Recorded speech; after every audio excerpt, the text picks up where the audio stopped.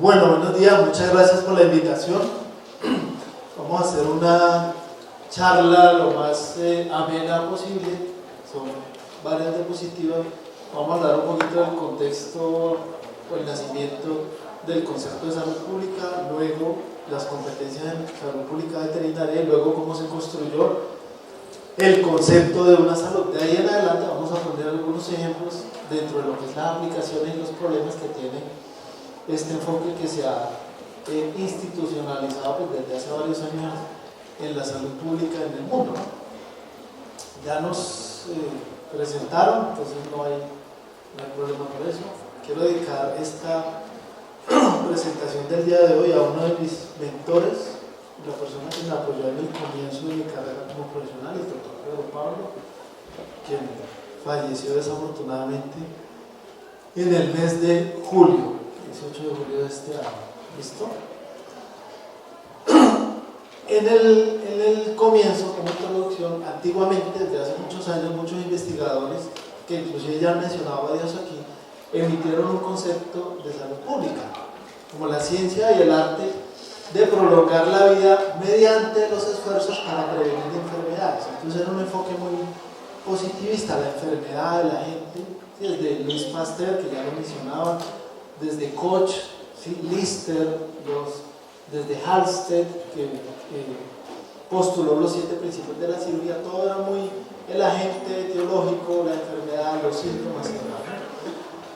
Sin embargo, la Organización Panamericana de la Salud en el 2002 reformó un poquito el concepto y dijo que la salud pública era el esfuerzo organizado de la sociedad a través de las instituciones, entonces ya involucró las entidades y demás, para mejorar, promover, proteger y restaurar la salud de las personas. Entonces ahí se fundaron, digámoslo así de forma oficial, las 4 funciones de la salud pública, que es la promoción, la prevención, la reparación y la rehabilitación, ¿ya? Sin embargo, pues ese enfoque es muy lineal, ¿sí? Un enfoque muy en el tiempo, donde estas funciones en salud pública en general están concentradas en el control de los residuos, la basura, los alimentos, los vectores, los alimentos y otra cantidad de funciones que vamos a ver ahí con el transcurso de la presentación, ¿ya? Entonces, hacia salud pública veterinaria, nosotros tenemos un concepto del 75, ¿sí?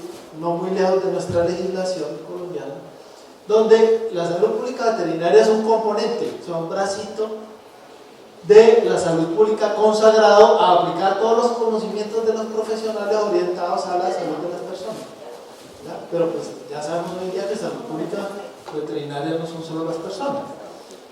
Entonces, ¿cuáles son las áreas de actuación del médico veterinario con respecto a ese concepto? Entonces está los contratos, seguros, lo vemos hoy con el decreto que acaba de salir con la póliza de responsabilidad civil contractual para los perros de manejo especial, ¿claro? Tiene un papel del médico veterinario, la clínica, la bromatología, el análisis de suelo, alimentos, zootecnia, bienestar, protección animal, el medio ambiente y demás. Es un trabajo en el mismo. Competencias. Ya empezamos a hablar de competencias desde el año 2009-2010 hacia el sector médico veterinario. Entonces, ¿qué es una competencia? Que el estudiante no solo aprende conceptos, teoría, sino que además debe aplicarlos. Entonces, ese concepto de competencia viene por 2 razones. La primera, porque dentro de la formación médico-veterinaria, la OIE, las instituciones que tienen que ver con la educación, dicen pues las personas no solo tienen que estudiar, ¿sí? Sino que además saber hacer lo que están estudiando. Entonces, si usted sabe canular, teóricamente, pues vaya y demuéstralo, y por eso se habla de las competencias, por poner un ejemplo. Y adicionalmente, Juan Taylor dice en este documento, pues además de eso el estudiante tiene que resolver problemas, ¿sí? Por eso antiguamente se decía, el que sabe fisiología sabe medicina. Hoy en día se dice, pues dicen varios, el que resuelve problemas es porque es buen médico. Usted puede saber cirugía, hace una laparotomía y se le presenta un problema y no lo sabe resolver, pues ahí de pronto hay una falla, de pronto, no necesariamente, pero de pronto, porque usted va a resolver esos problemas que no solo es en cirugía, en epidemiología, todo lo que estamos hablando del día. Entonces, competencias profesionales, aquí hay un trabajo del 2006 mucho más antiguo que los anteriores, con una cantidad de competencias para los profesionales de la medicina veterinaria. Inclusive hay un documento que ya prescribió, porque era algo así como la prohibición del veterinario del 2020. En el 2020 pues hubo un fenómeno que no se esperaba. Ahí está una serie de competencias. Pongo aquí el COPEVET, pongo ahí el PANVET, ¿sí? Que son las instituciones encargadas de todo el sector educativo de la veterinaria, además de las otras entidades americanas y europeas, ¿ya? Con el tema de competencias. Este autor dice en el 2006 también hay unas competencias del veterinario que ya lo hemos mencionado: inocuidad, calidad de alimentos, prevención de zonas, y aquí entra un tema bien importante que es la calidad, desde el año 2006, ¿ya? O antes. Ese es un sector que está bien abandonado. Los que a futuro quieran tener un trabajo bien interesante en calidad, ASA, certificaciones, sistemas de gestión de calidad, es un campo muy abandonado por el sector veterinario. Hoy en día es bien difícil conseguir un profesional, pero es una de las competencias. Prevención en el medio ambiente de desechos animales, bienestar, una cantidad de cosas que ustedes ya conocen, de pronto se las han mencionado. Este autor habla de seguridad alimentaria, recetas, prevención de riesgos en alimentos, ¿sí? La OIE en el 2012 complementó el documento del doctor Taylor y dice: sí, hay que hacer unas recomendaciones de nosotros, que hoy día se llama Organización Mundial de Sanidad Animal, de lo que se esperan los veterinarios recién graduados. Eso es un documento, pues, no es muy extenso, pero ahí hay algunas de las que ustedes ya conocen, y una muy importante que se institucionalizó en Colombia desde el año 2007 con el decreto 1500 es de la granja a la mesa, ¿ya? Donde se integran todos los actores, pues ya lo vamos a ver. Y ellos dividieron ese bloque de competencias en dos: las específicas, ¿sí? Que son como todos los créditos básicos que ustedes ven de primero por allá hasta sexto, que antiguamente se llamaban materias básicas, luego disciplinares, ¿ya? Luego transversales. Ellos lo dividieron en específicas y avanzadas. Miren, avanzadas está gestión de enfermedades contagiosas, higiene, procedimientos de inspección, certificación y demás, ¿no? Bueno, aquí está el documento de Juan Taylor, que es del PANVET. Eso nació una parte aquí en Colombia con el evento que hicimos con ellos en el año 2012 en Cartagena. Yo no sé en ese momento ustedes dónde estaban, pero ese evento fue en Cartagena en el 2012 y se construyó parte del documento, porque cada 2 años que hay congreso PANVET, ¿sí? De la Asociación Panamericana de Ciencia Veterinaria, se hacen reuniones latinoamericanas e internacionales, se construyen documentos, se evalúa la profesión como está, los créditos y demás, ¿ya? El médico veterinario de salud pública, en este caso, uno de los componentes centrales es el cuidar la salud de los animales, porque los alimentos en gran porcentaje vienen de origen animal y todos los riesgos que ello puede conllevar, biológico, físico, químico. Estas 3 personas, estos 3 autores dicen: el rol del médico veterinario de salud pública es un esfuerzo organizado para promover, proteger las funciones de la salud pública, que ya las mencionamos, y restaurar la salud de las poblaciones, pero por medio de actuaciones de carácter colectivo. Saneamiento en plantas, prevención de riesgos, en fin. Todo viene enfocado de una forma, digámoslo, geocentrista, aunque no es del origen de la Tierra, sino alrededor del riesgo, ¿ya? Que eso es algo que se cambió con el concepto de la salud. Problemática en Colombia en varias de esas competencias que ya hemos mencionado. Un ejemplo son las plazas de mercado, donde hay condiciones de las anteriores, donde hay residuos, plagas, enfermedades transmitidas por alimentos, el tema de ejecución de planes de saneamiento que debe estar dado por médicos veterinarios. Ustedes tienen que tener las competencias de conocer esos temas de forma transversal. Y esta tabla es solo para mostrar que de esas plazas de mercado que abastecen toda la cadena de hoteles, restaurantes, cafeterías, colegios, universidades, personas privadas de la libertad, fuerzas militares, veteranos ambulantes, casinos, hogares geriátricos, hogares infantiles y demás, pues viene un dato importante: que muchos de estos brotes de hechas pues vienen evidentemente de más que todo en restaurantes, ¿sí? Pero muchos de esos brotes son por esta problemática que estamos mencionando, ¿ya? Entonces, ¿qué pasa?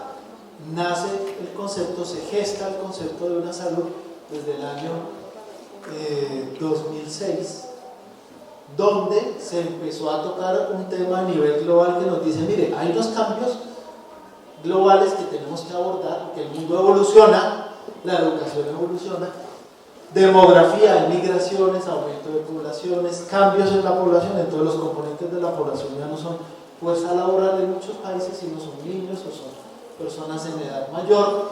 Hay unos cambios en la urbanización, entonces las poblaciones crecen porque necesitan más viviendas, invaden zonas naturales, la producción se convierte en intensiva, entonces pasamos del sistema extensivo al intensivo, semi-intensivo, alteración de los ecosistemas, entonces vienen otras enfermedades que ya les van a mencionar, porque el hombre se mete allá en los ecosistemas a construir y a hacer una serie de impactos, la globalización del comercio, los TLC y demás, que dicen, oiga, hay la necesidad de adaptar un enfoque interdisciplinario, como decían hace un rato en la charla de Rabia, que sea intersectorial y que nosotros nos agrupemos, nos interrelacionemos, nos conozcamos entre las entidades que hacemos toda esta cantidad de actividades. ¿Ya? Entonces, en el 2006-2007, la Asociación Americana de Medicina Veterinaria dice, pues hay que construir un enfoque donde los médicos veterinarios podamos abarcar esta problemática.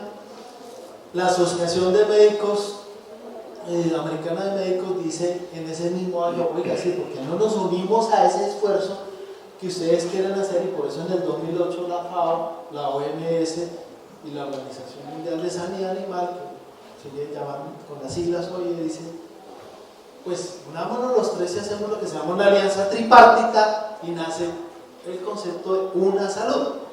Entonces, si nos remitimos a los conceptos que ya vimos, pues ya no existe el concepto de salud pública, salud veterinaria, salud ambiental, sino que existe un solo concepto en donde cualquiera de esos tres ejes que esté modificado afecta al otro.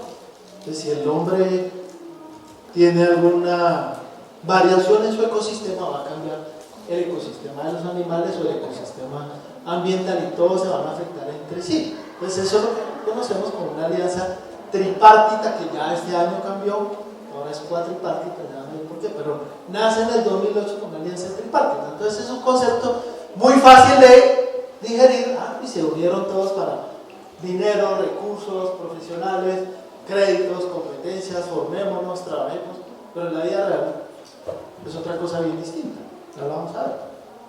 Ya es muy complejo aplicarlo en la vida real, ya van a ver algunos ejemplos. Entonces, estos son algunos de los elementos que tiene el concepto de una salud, un sistema que sea capaz de vigilancia, de reaccionar con la rapidez necesaria a cualquier evento que se presente en poblaciones humanas y animales, planes de actuación, la capacidad de comunicar el nivel de riesgo. Ahí nace el concepto de gestión del riesgo para el sector médico veterinario en general, ¿sí?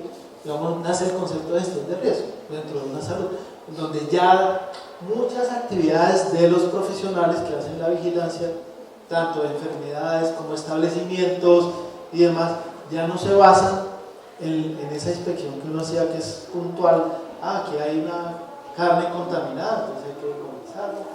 Aquí hay un animal muerto, hay que decomisarlo.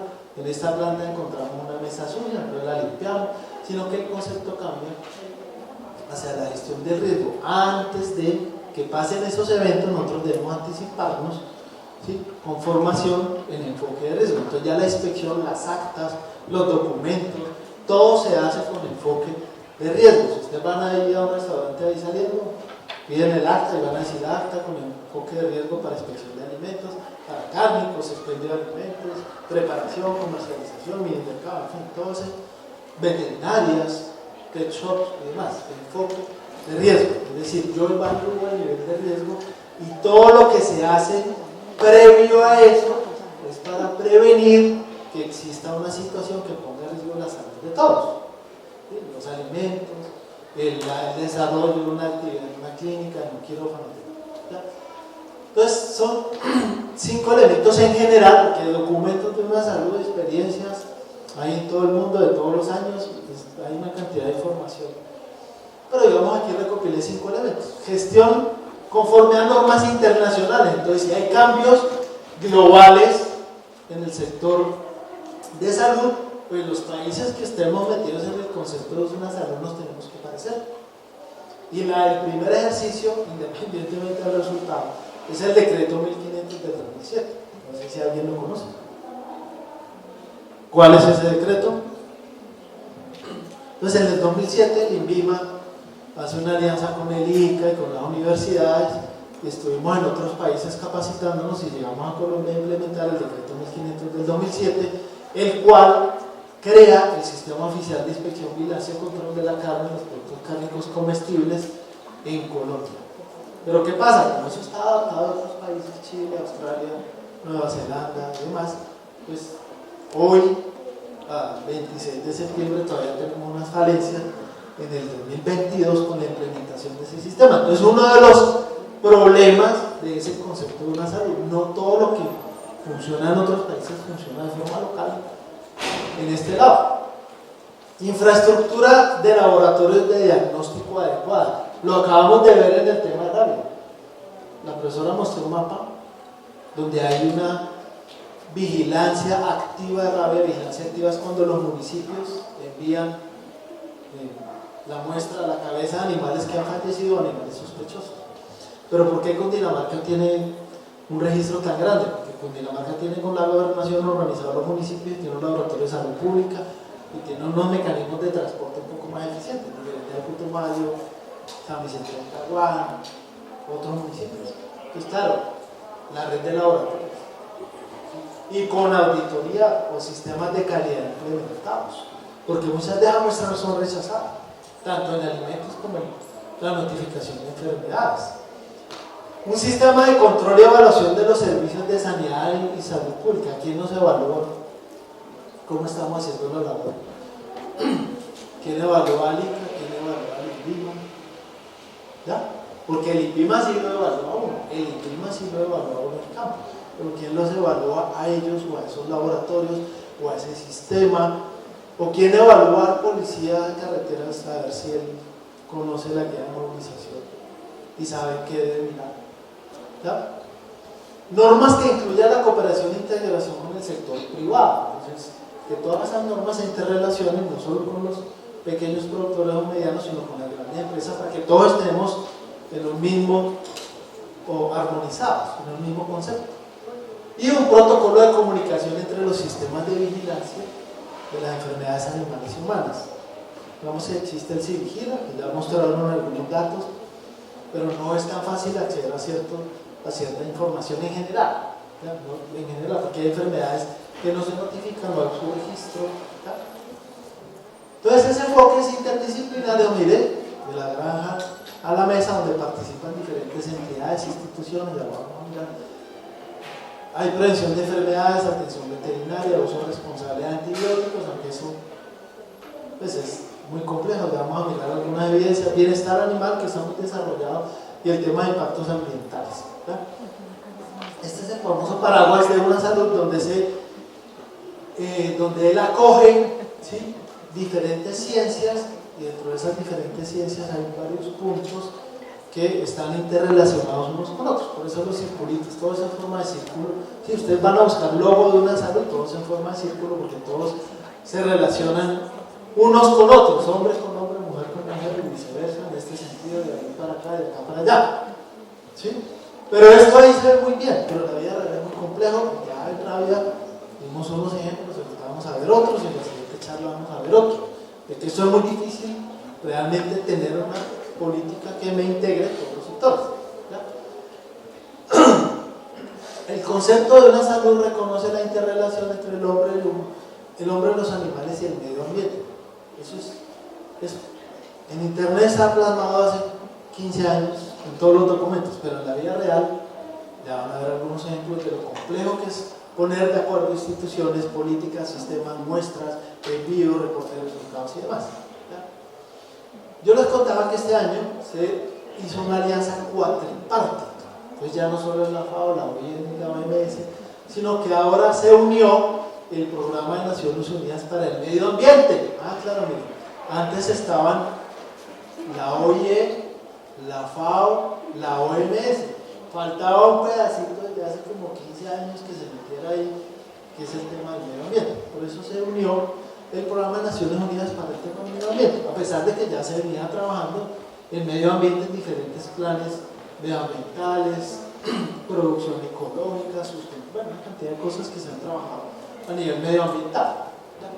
Entonces, aquí se unió para comenzar a trabajar 6 puntos de acción principales, dentro de los cuales están frenar la pandemia silenciosa de la resistencia por antimicrobianos, que es un problema muy complejo, reducir los riesgos de epidemias y pandemias a futuro, porque ya vemos que viene la viruela del mono, viene el virus de no sé qué, Marburg, zoonosis emergentes o reemergentes, que lo van a mirar hoy también, y controlar o erradicar enfermedades zoonóticas, endémicas, tropicales y demás. Hoy en día el concepto de erradicación está muy revaluado.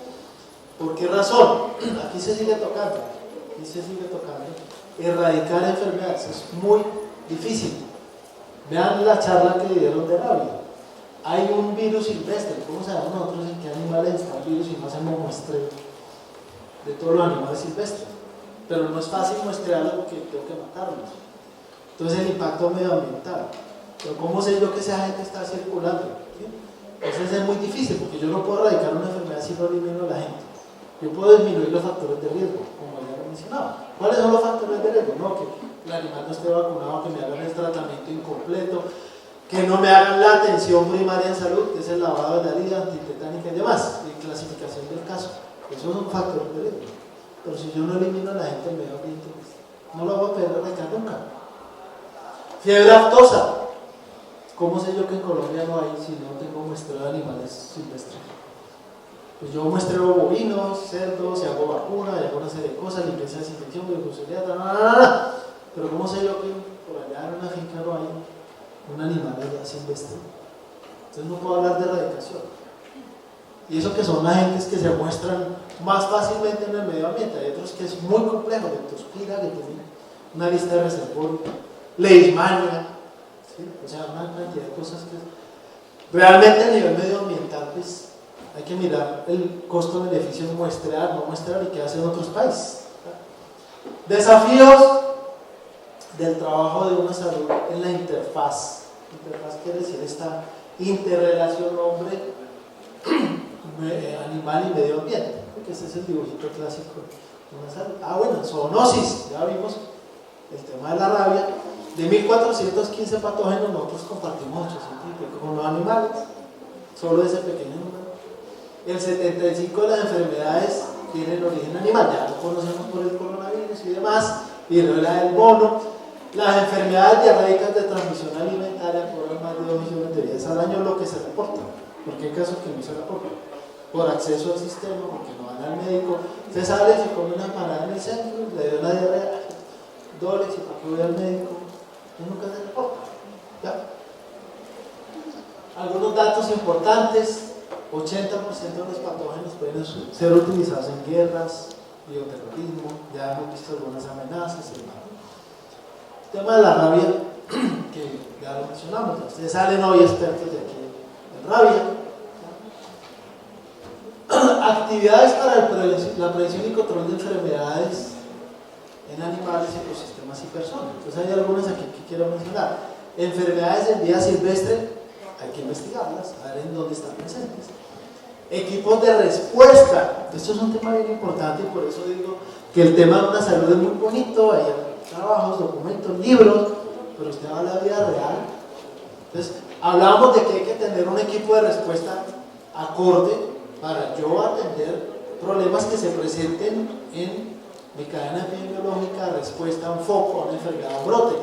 Pero nosotros vamos a un municipio y decimos: ¿cuántos veterinarios hay aquí? 3. Bueno, ¿qué tipo de contrato tienen? OPS. ¿Eso qué quiere decir? No, pues ellos vienen y cumplen su función. Y el 30 de diciembre hubo un foco de rabia. No, es que se le acabó el contrato. O vamos a ICA. Toca mandar esta muestra de este bovino a Pepito Pérez porque él es el que procesa allá. No, es que Pepito está de vacaciones. Digo porque me ha pasado. No, pero hay que sacar una guía de movilización, no, porque el sistema se cayó. Y entonces, ¿ya? Por poner algunos ejemplos, ¿no? Cooperación interinstitucional, ya lo mencionaba la profesora, el INCA, el Instituto Nacional de Salud se interrelaciona, pero viene un vacío, el profesor lo va a mencionar ahorita, en la vida real, y es la no comunicación que hay entre el médico humano y el médico veterinario. Va la persona al centro de salud, casos de la vida real, tengo muchísimos, va al centro de salud y el médico le dice, ah no, tranquila, es un antibiótico, antitetánica, no le lava la herida. Y se perdió el primer paso de atención primaria para una agresión por un animal potencialmente transmisor del virus de la rabia. El médico consideró que no había que lavar. Eso, temas de capacitación. O él lo atiende correctamente y le devuelven a uno la ficha y le dice, bueno, este animal es no observable y además tiene 2 heridas o 3 mordidas, cara, cabeza, cuello, heridas profundas. Accidente grave, y uno devuelve la ficha del centro de salud, accidente grave. Hay que hacerle tratamiento, esquema, post-exposición y suero. Y uno llama al paciente, oiga, ¿y usted como un veterinario? Llama al paciente, oiga, ¿y cómo siguió? No, nunca me llamaron. Me dijeron que no había vacuna. Y suero menos. Si no había vacuna, pues suero menos. O sea, cosas de la vida real. Parece chiste, pero es verdad. ¿Sí? Planes de erradicación, ya hablamos del tema de la erradicación, los insumos, algo tan básico como los insumos. Entonces van allá los trabajadores de la salud, médicos veterinarios de la UTP sacrificados a una operación veterinaria, te llevan y van allá a un municipio y les dicen, sí, este año hay que vacunar 5.000 perros, pero no hay jeringas, de su sueldo porque no hay jeringas. Ah, pero eso son agujas verdes, esa calibre 21, un gato de 2 meses con esa aguja del mío, si le daría la vacuna al cerebro. ¿Ya? Ah, pero guantes no hay sino tales, y empieza una serie de eventos, y más con la pandemia. Más, eso se vio, pero con toda la pandemia. ¿Ya?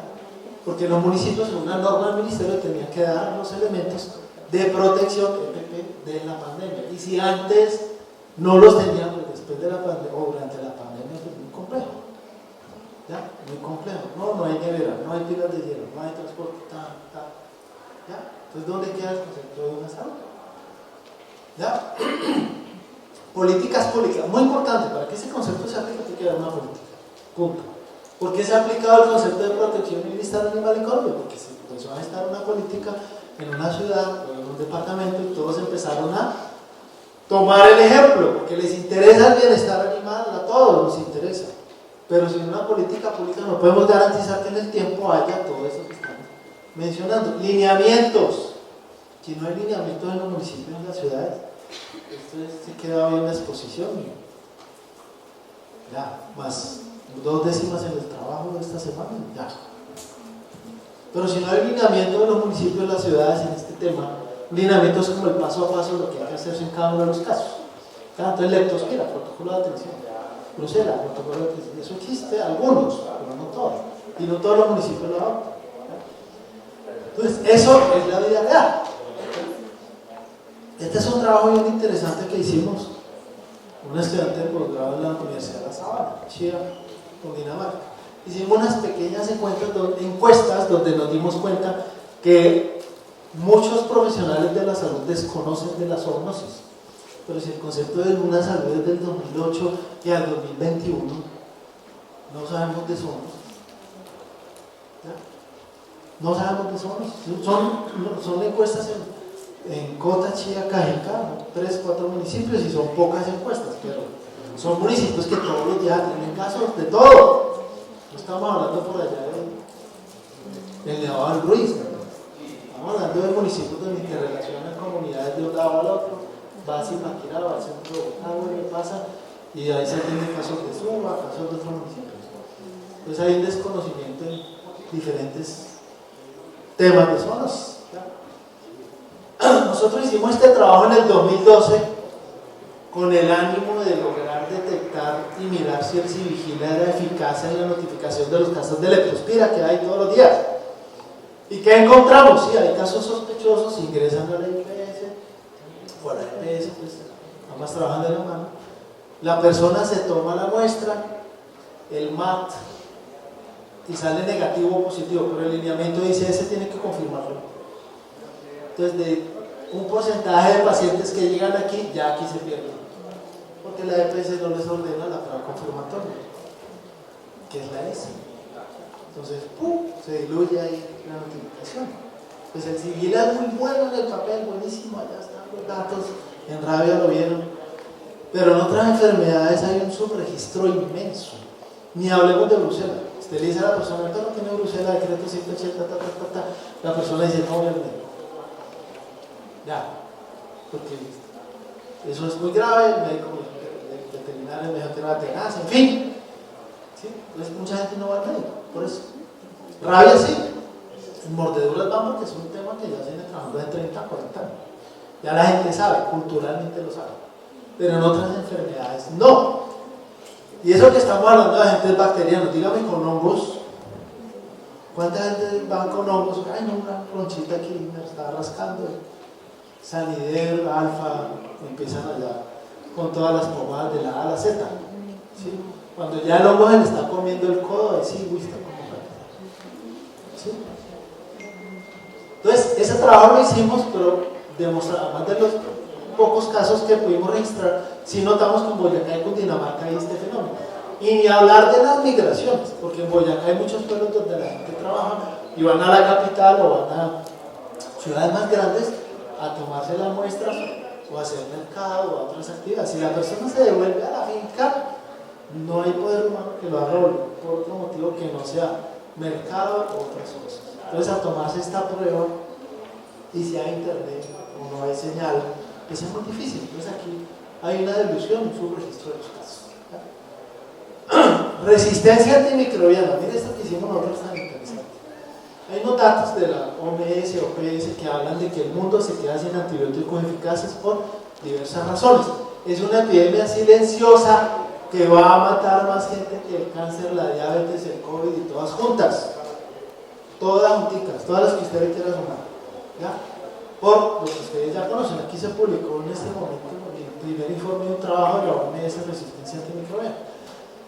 Nosotros hicimos un trabajo en 14 municipios de Cundinamarca, en donde hicimos un muestreo en 30 predas, a todos los lecheros, ¿sí? Chía, todos los que están ahí, 14 municipios, 30 predas, para ver qué medicamentos se utilizaban en esos predios lecheros. No es carne de oro y propósito, lecheros, gente que vende el producto a empresas o lo vende a nivel local, siendo que eso debería estar prohibido hace rato, porque la leche cruda todavía se comercializa. Entonces, el 60% de las encuestas arrojaron que el producto que más se utilizan son los antibióticos. Dato interesante, pues ya lo sabemos. ¿Cuál es la forma farmacéutica que más se utiliza? Pues la inyectable, la que le venden en la esquina, la oxi, la no sé qué, la ivermectina y demás, ¿sí? O otros antibióticos. ¿Cuál es el responsable de la aplicación de esos medicamentos y su capacitación o nivel de escolaridad? Pues muy bueno, que tiene primaria. Entonces él va allá a la tienda, al agropunto, compra un frasco de oxi y va y le aplica a los animales. El 17%, o sea, el tercer lugar, es profesional o ha tenido paso por la universidad, que en su resultado de esas encuestas, pues es médico veterinario es zootecnista. ¿Ya? Entonces, aquí está la responsabilidad de la producción lechera y de los alimentos de origen animal que se producen. Una persona que no tiene responsabilidad alguna. ¿Y qué clase de medicamentos en la mastitis se utilizan? El 80% son antibióticos. ¿Ya? ¿Y qué pasa cuando la vaca no se cura de mastitis? ¿Qué pasa? Al gancho. ¿Sí o no? Cuando la vaca no se cura de mastitis después de 3 años, un sellador, sí, eso sí la sacrifica. Y si no, no la sacrifica ni nada. Y si no, ¿qué pasa con ese animal? Se lo comen en la finca. Lo llaman al, no sé cómo le llaman, caraballero, coja, véndala y nos deja la piel y le deja la carne esta semana. Allá repartiéndose los antibióticos entre todos. Y en la fama venden la ubre. No me puede perder. En la fama venden la ubre. Estoy más seguro que aquí de muchos de ustedes han comido ubre. Ubre, riñón y hígado. Los tres órganos donde se acumulan todos estos fármacos que están en bello, bello. ¿Cierto?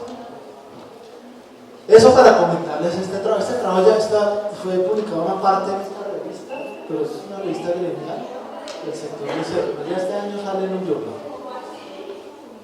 En el tema del manejo integrado de plagas, ¿hasta dónde ha llegado la resistencia bacteriana? Nosotros hicimos ese trabajo.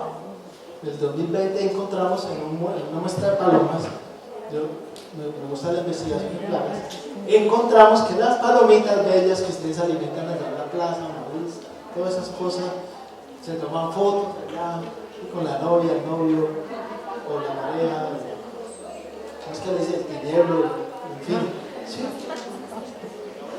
Tienen una cantidad de agentes. En el mundo hay reportado más de 60 agentes, pero estas que nosotros muestramos tienen coli, y la de coli no es sino resistente a 1, 2, 3, 4, 5, 6 antibióticos. O sea, esa coli le llega a caer a usted en el tinto, en el agua, en la empanada y le cuenta. ¿Sí? Y esta de coli sensible a 1, 2, 3, 4, 5. Obviamente es una muestra muy pequeña, pero ya me está dando un indicador que tengo que seguir profundizando. Pero los trabajos son concordantes con lo que hemos encontrado. Y eso que solo les traje esto. Nosotros tenemos ya una cantidad de muestreos que hemos hecho con una serie de agentes. Este trabajo no tiene que ver con lo que estamos tocando específicamente, pero sí hay un dato muy importante. Hicimos un trabajo de inspección en un frigorífico en Bogotá con más de 14.000 vísceras rojas y encontramos esas lesiones. Hay dos sistemas de clasificación de lesiones, un sistema francés y un sistema americano, ¿sí? Para la clasificación de las lesiones respiratorias. Pero ¿yo por qué estoy mostrando esto? Porque de esas más de 14.000 animales logramos averiguar con las empresas que los asesoran, médicos veterinarios y demás, empresas del sector agropecuario, que esas empresas tenían varios tratamientos antibióticos en esos animales. Y cuando usted llegaba a la planta veía abscesos, bronconeumonías, pleuroneumonías, y allá al sacrificar el animal usted decía, pero este animal ¿cómo está vivo? Con esa pleuroneumonía fibrinosa difusa, pues claro, ya un mes con antibióticos estaba vivo, pero de milagro, ¿sí? Y muchos de estos productos pues se consumen, corazón, pulmón, vaso, demás, ¿no? Bueno, este trabajo lo hicimos también como un aporte a la resistencia antimicrobiana en la investigación de productos que sean naturales para tratamiento de leishmaniasis, de patologías humanas, de productos naturales, de estos derivados del cerdo, del hígado de paso de cerdos sanos y obviamente sin residuos de medicamentos. Control de vectores con estrategias naturales, algunas de las soluciones de aporte al problema, el uso de sustancias naturales con la reducción del uso de antibióticos. Es un trabajo en Ecuador donde utilizamos agua electrolizada, ácido hipocloroso en agua electrolizada, un producto comercial. En el país hay 3, este es uno, con muy buenos resultados, inhibición de coli, actinomyces piógenes en vacas con lavados, con esa solución, sin antibióticos. Por poner un ejemplo, el niño cuida alimentos, mire esto tan lindo, esto es 2019, y el decreto 1500 es del 2007. ¿Sí? Por eso es que no es tan fácil la implementación de esas normas del sistema de vigilancia, de la operatividad de los funcionarios de las secretarías de salud. ¿Verdad? ¿Alguien ha visto esto en su vida? ¿Le han hablado de esto en alguna materia de salud pública? Se llama bisulfito de sodio. ¿Quién sabe qué es el bisulfito de sodio? Bisulfito de sodio es un químico comercial que se utiliza para laboratorios de química, bioquímica, pero la malicia indígena hace que muchos expendios de carne lo diluyan en el tarrito donde todo el mundo cree que es alcohol para lavarse las manos, porque es igual, y se lo aplican a la carne. ¿Qué hace el bisulfito? Reaviva o inhibe la oxidación de la carne dañada, putrefacta, y la hace ver roja para poder comercializar, poder vender carne picha, en pocas palabras. ¿Ya? Eso es un delito penal. Clausura inmediata, investigación en fiscalía más la multa. Porque hay una circular del INVIMA donde dice esto es tóxico para las personas. Entonces, por eso digo que una salud no es tan fácil. Hay autoridades sanitarias, hay INVIMA, hay operativos, hay. ¿Y quién regula esto? Entonces, no es tan fácil. ¿Cuántos casos de intoxicación por bisulfito hay en el Singil? No hay ni uno solo. Pero la gente consume eso. O sea, este es un ejemplo que les puse de 40, 50 casos que conozco este año. Además, hay uno que en plena Semana Santa tenía 25 kilos de esto allá metido. ¿Cuánta carne vende? ¿Cuánta carne picha vende? Para tener 25 kilos de esta vaina. ¿Ya? Semana Santa. Pero si hay autoridades sanitarias, hay INVIMA, hay funcionarios, hay policía. ¿Qué pasa esto en este país? Una salud. Pescadito allá, o la gallina, ¿te han visto? Estoy seguro que lo han visto. Ay, sacan el baúl de una camioneta, ay, gallina, de todo, pollo, de nada. Dentro del enfoque de una salud hay una cosa bien importante que la hacemos los médicos veterinarios en todas las secretarías de salud, instancias, entidades, es la promoción y la prevención, o sea, la educación. Eso es un ejercicio de educación a expendios de carne, piqueteaderos para que no sacrifiquen de forma ilegal y demás, ¿no? Normatividad, nosotros somos el país de las normas. Miren las normas que hay, estos son los COMPES donde parte todas las buenas prácticas ganaderas de cada una de las especies, todas las normas que hay de inocuidad de alimentos, sistema HACCP, buenas prácticas en carne y leche, avícolas, el uso del agua, agua en la alimentación animal. ¿Qué agua toman nuestras vacas lecheras? ¿Ustedes saben? ¿Nadie sabe? En las granjas avícolas se potabiliza el agua, en las granjas porcícolas, pero en las granjas lecheras un tanque y en muchos casos aguas de ríos aledaños, o en el caso de Cundinamarca y zonas cercanas a Bogotá, pues aguas que no son potables, ¿verdad? Aguas que no son potables. ¿Qué es el río Bogotá? ¿Ustedes saben por qué el río Bogotá es el río más rápido del mundo? ¿Quién me dice? ¿Quién me dice el río Bogotá con el que regan hortalizas, yuca, zanahoria, papa, perejil, cilantro? ¿Cómo se llama zanahoria? ¿Quién me dice por qué es el río más rápido del mundo? Porque anda toda mi... Entonces, bueno, manejo integrado de plagas, ¿ya? Esos son expendios de alimentos con ratoncitos. Bogotá, zona de los mártires. Esto es el centro de Bogotá. Si alcanzan a ver aquí, es muy chiquita la imagen, una paloma. Ya vimos lo que tienen las palomas, del 1% de lo que hemos demostrado. Y vean aquí los pandillucas, pandibonos. Y eso no es porque casualmente en la foto, pero esto es en todos lados. Esto es en todos lados. Usted va a Villeta y encuentra una plaza con niños, perros, palomas, y allá vienen raspados, cholados, de todo, arenas, de todo. Entonces es un ecosistema ahí complejo.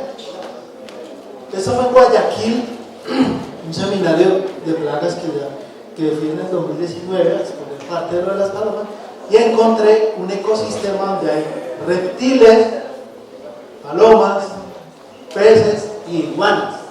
¿Cuántas enfermedades estarán ahí circulando? Todas estas manchas son de palomas. Pero allí hay peces, iguanas, tortugas. ¿Sí? Complejo, ¿no? Además, las palomas interactúan con otras especies animales. Mira el ratoncito, mira aquí el agua potable que toman las palomas, interactuando con los ratones. Y nosotros propusimos con un trabajo de grado en el Quindío de Leandro una propuesta de por qué las palomas tienen tantos agentes. Pues eso, por eso que está sucediendo aquí: comida descompuesta, basura, agua de lluvia o agua de charco. Entonces, claro, las palomas al consumir esto pues van a tener que participar en un ciclo de transmisión de enfermedades, o por lo menos ser reservorio, o de la enfermedad hacer ciclo en ellas, ¿ya? De hecho, hay una propuesta ahorita de que, como hay un brote a nivel mundial de una cándida que se llama Cándida auris, resistente al ketoconazol, fluconazol y demás, pues las palomas tienen cándida en otras especies, entonces puede tener receptores y es un peligro, receptores para esa cándida, eso es un peligro. El tema de los roedores, ¿ya? Y en diferentes cebos de los que les muestro, en los alimentos, ¿sí? Fotos de la vida real, no es montaje, no es Photoshop, no es. Esos son plazas de mercado, miren los bananos roídos. Los roedores comen de todo. Si usted va a ir a mirar un libro, los roedores comen lo que les sirva. Las palomas igual. Estas fotos, yo tengo como 400 fotos de esto. De lo que ella pueda, le quepa en el pico, se lo come. ¿Ya? Lo mismo los roedores. No, es que los ratones solo comen maíz, paja. Comen pimentón, comen aguacate, comen tomate. Y de ahí para allá empieza a contar. Mire, banano. ¿Ya? Las cucarachas, solo quiero mostrar este trabajo de cómo las cucarachas pueden ser borios de leptospira. No estoy en Colombia. Asadero que se respete tiene sus cucarachitas. Te lo digo yo en más de 15 años de experiencia. ¿Sí? Panadería que se respete tiene sus visitantes. ¿Sí? Hay que saberlo buscar, eso usted no los ve, hay que saberlo buscar. Entonces, el enfoque de una salud, basados en el enfoque de vida, que ya vimos desde el 2016, me dice, mire, esto era lo antiguo, ir a poner cebos, fumigar, que es lo que hacen todavía hoy en muchos restaurantes. Por favor, cuando ustedes salgan a hacer expendios de alimentos, visita, cambien ese concepto, eso ya está prohibido. En un establecimiento donde se expendan alimentos no se puede fumigar con plaguicidas, a no ser que usted lo vaya a cerrar. ¿Ya? Hoy en día las medidas están enfocadas en prevención. Desde hace muchos años, decreto del 2007, decreto del 2013, en barreras, manejo de residuos, higiene, limpieza, desinfección. Este cuadrito es sacado de una revista de control de plagas, pero es muy bueno porque aquí prácticamente se integra todo lo que me dice una salud para el manejo integrado de plagas. ¿Sí? Todo, absolutamente todo, acciones preventivas, físico, químico, vigilancia, inspección, diagnóstico, nada. ¿Sí? ¿Eso qué es? Este cuadrito, el enfoque de riesgo. El enfoque de riesgo, donde yo hago todo mi esquema de manejo integrado. Se llama integrado porque todos los eslabones que participan en ese fenómeno que se llama presencia de plagas se unen, se interrelacionan para prevenir que haya ese riesgo que se llama una plaga. Ese trabajo es una parte del enfoque de una salud, ya me quedan 5 o 7 minutos. Parte del enfoque de una salud donde los médicos veterinarios tenemos que tener injerencia. Es un campo también que está virgen para los médicos veterinarios, la gestión de desastres, emergencias y desastres. Lo que ustedes ven hay inundaciones, lluvias, huracanes y demás, y los animales que, y las fincas que, o sea que estamos viendo en algunos fenómenos, cambio climático y demás eventos, todas las enfermedades que se pueden presentar, que afectan tanto a personas como a animales. Este es un trabajo de unos resúmenes de estudios que evalúan la transmisión de las enfermedades infecciosas después de las inundaciones. ¿Hay inundaciones en Colombia en este momento? Claro, hay un fenómeno de intenso de lluvia en algunos lugares y en varios países. Y miren todo lo que se puede presentar. ¿Sí? Y particularmente después de las inundaciones vienen 3 ciclos de enfermedades que los médicos veterinarios tenemos papel desde el punto de vista de la salud de prevenir, comunicar, interrelacionarnos con las autoridades sanitarias para mejorar la situación. Las primeras transmitidas por el agua, las segundas por los roedores y las terceras por los vectores, porque donde se acumuló agua hacen ciclo los mosquitos y demás transmisores de arbovirus, dengue, malaria, zika, todo eso. Y aquí están los tiempos calculados, ¿no? Hasta 7 días, 4 semanas, 4 semanas, pues por el ciclo de las larvas y los huevos. Riesgo de enfermedades según el tipo de desastre. Miren todos los tipos de desastre. Riesgos para el agua, los alimentos y los vectores. Planes de gestión de riesgo. Ahí participamos los veterinarios. En salud mental, En salud mental hay problemas en el campo de una salud, ¿sí o no? Las personas, los animales tienen salud mental, ¿o no? Claro, es parte del bienestar animal que puede desarrollar su comportamiento. ¿Y los médicos veterinarios tenemos problemas de salud mental, sí o no? Claro, porque el estudio me genera ansiedad, burnout, que la novia me mira mal, el otro, yo ya no quiero estudiar, no quiero nada, en fin. Todo eso genera una cantidad de cosas que hoy en día está súper estudiado, definido en los países que tienen un sistema de vigilancia serio, ¿ya? Para este tipo de cosas. Del 100% de los médicos veterinarios, el 75% son aquellos que se dedican a perros y gatos por un tema de compasión, la eutanasia. Este trabajo lo escribimos en el 2013. Hicimos un esquema a través de una recopilación de literatura por algunos factores por los que las personas que estudian, son profesionales, se suicidan. Digamos que el doctor Pedro Pablo, la persona que le dediqué la presentación, él trabajó un tiempo con este problema. Este trabajo fue tal vez un aporte, y el Consejo Profesional y a nivel mundial se generó un movimiento en Europa y Estados Unidos de no one more bet, que ustedes lo vieron en Facebook, en redes, pero en el país se creó y se lanzó el Día del Veterinario el 10 de mayo del 2022 una línea de apoyo al profesional, para que la persona llame y diga: no, me siento mal, el profesor de anatomía me la monta, no quiero comer, el de salud pública, en fin, ¿ya? Porque como los veterinarios dentro de este cuadrito encontramos que hay un tema de estigma. Yo no voy al psicólogo porque yo soy médico, o sea, es médico, yo me enfermo, ¿ya? Y resulta que las dos profesiones que más se matan son los médicos y los estudiantes y médicos veterinarios, que son profesiones de la salud. Luego siguen los psiquiatras, los psicólogos y demás.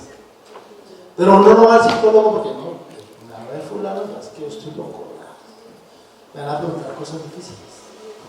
Pero es que para eso se creó esto, porque cada vez eso empieza a afectar el ejercicio profesional, el estudio, la deserción de estudiantes y demás.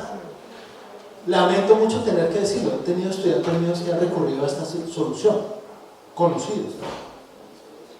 ¿Y con qué? Con medicamentos, que no tiene acceso a los medicamentos. Ya es la primera causa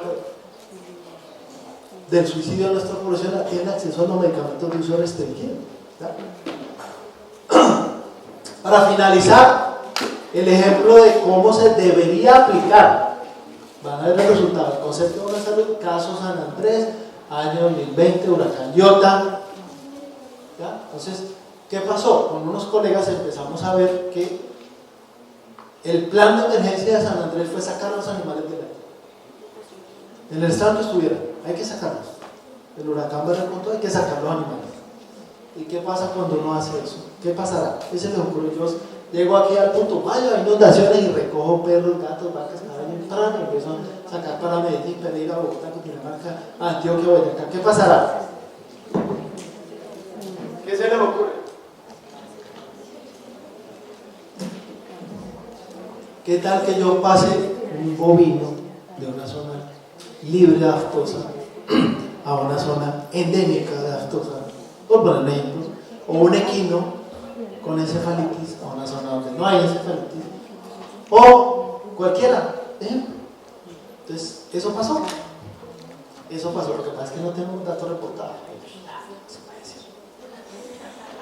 ¿Qué hicimos nosotros? Nos juntamos con una serie de colegas, nos interrelacionamos, inclusive con políticos, senadores, concejales. Miren, nos están trayendo enfermedades a donde no las hay, y hicimos una carta a todas las autoridades nacionales sanitarias.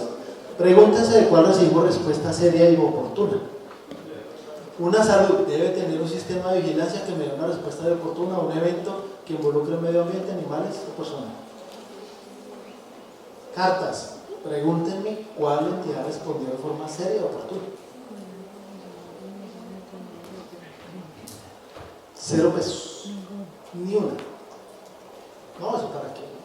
Paga el pasaje, puede llevar 3 perros si quiere, y gatos.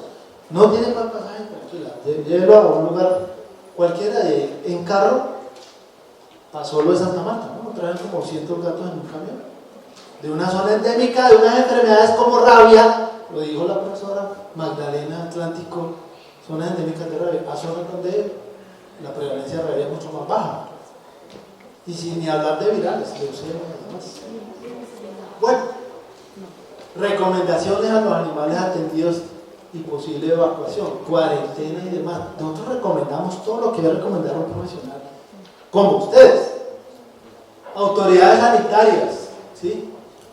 Presencia de hidrofilaria en varias ciudades de Colombia gracias a la migración inoportuna, recolección inadecuada, no posicionamiento de puntos de cuarentena ni pasos fronterizos, llevar animales a la loca de forma indiscriminada, empezando porque muchos fueron por personas que no son profesionales, animalistas y demás, y pasó esto. Nosotros hicimos todas las cartas, nos cansamos de escribir, consultar, llamar, correos, inclusive un concejal salió en una emisora, hizo un comunicado de prensa, pues un concejal mueve mucho más que uno, desafortunadamente. Y pasó lo que tenía que pasar. Primera necropsia, municipio de Chía, en un hogar de paso. Adivinen el dueño quién.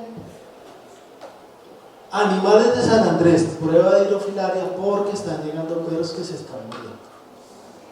Necropsia de hidrofilaria. Pues por eso es que tenemos que empezar a enfocarnos en el concepto de una salud.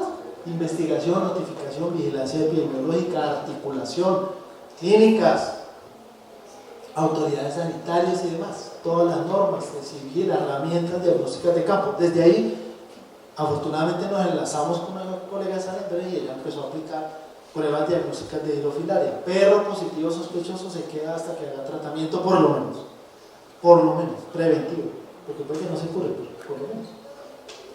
¿Ya? Entonces, ahí les dejo algo complementario. Algunas de las cosas que hemos publicado en Plagas, está lo de la paloma para que lo vean, está bien interesante y complejo además, grave además. Y les agradezco mucho su atención, ¿vale? Si tienen preguntas estoy dispuesto a contestar todas las que quieran, van a ser muchas.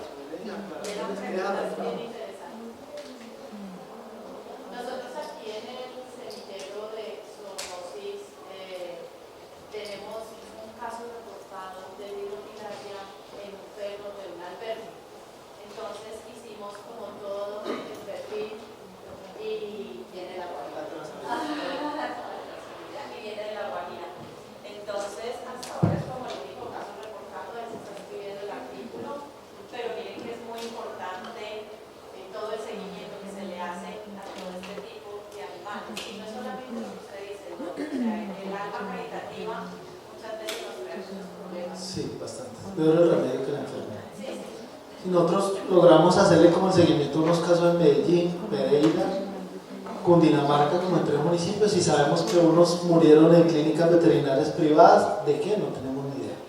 Solo conocemos 2 o 3 casos de hidrofilaria, que fue lo que nos contaron porque sabían que estábamos en el tema del seguimiento, porque pues estas cartas las divulgamos por redes para que los colegas conocieran la situación y tuvieran algo de alerta, pero pues, realmente es muy complicado.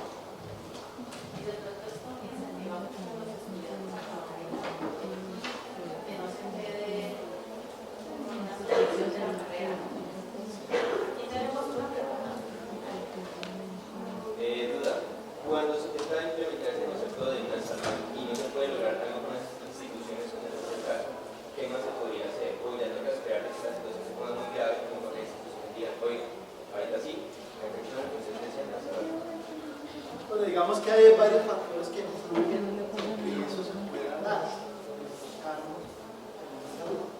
Políticas públicas de haciendo las instituciones para que se puedan articular. Pero una política que me diga, usted tiene que sentarse a hablar y a trabajar.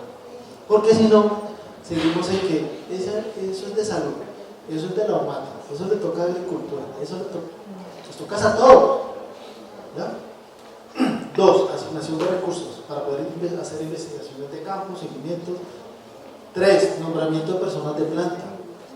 Si hay una persona de planta en la Secretaría y 40 contratistas, es ineficaz la vigencia. Totalmente las actividades son ineficaces, él cumple su labor, chaval. Mientras que el de planta tiene la competencia de estar ahí, atender casos, él hace todo lo que haya que hacer, ¿no? Sin restricción alguna, y va a estar siempre.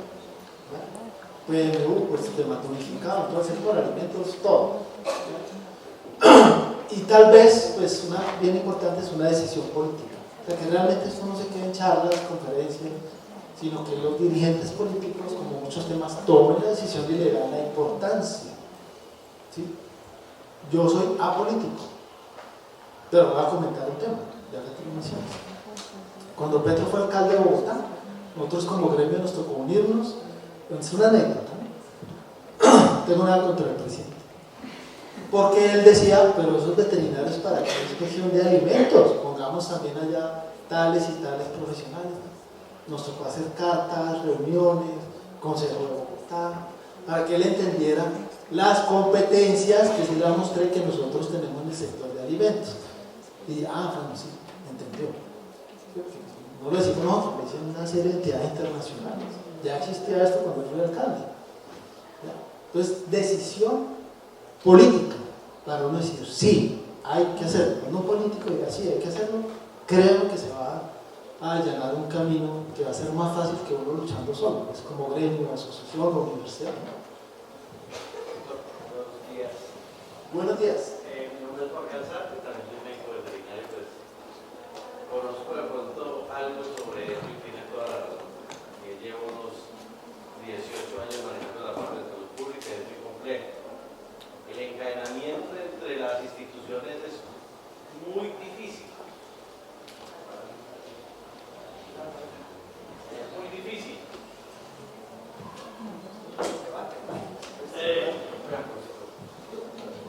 Buenos días, muchachos. Algunos me conocen, mi nombre es Jorge Alzate, yo soy médico veterinario y zootecnista, soy profesor de salud pública de la UNISAR, también estaba aquí en la UTP, algunos me conocen.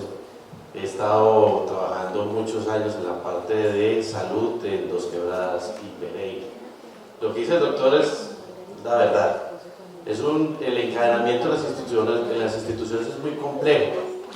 Desafortunadamente cada uno se maneja como una rueda suelta y ese concepto de una sola salud que lleva tantísimos años no se ha respetado. Una de las cosas que yo hago llamadas a los nuevos estudiantes es que miremos la medicina veterinaria más amplia. Nosotros muchas veces nos encadenamos, nos quedamos solamente en perros y gatos.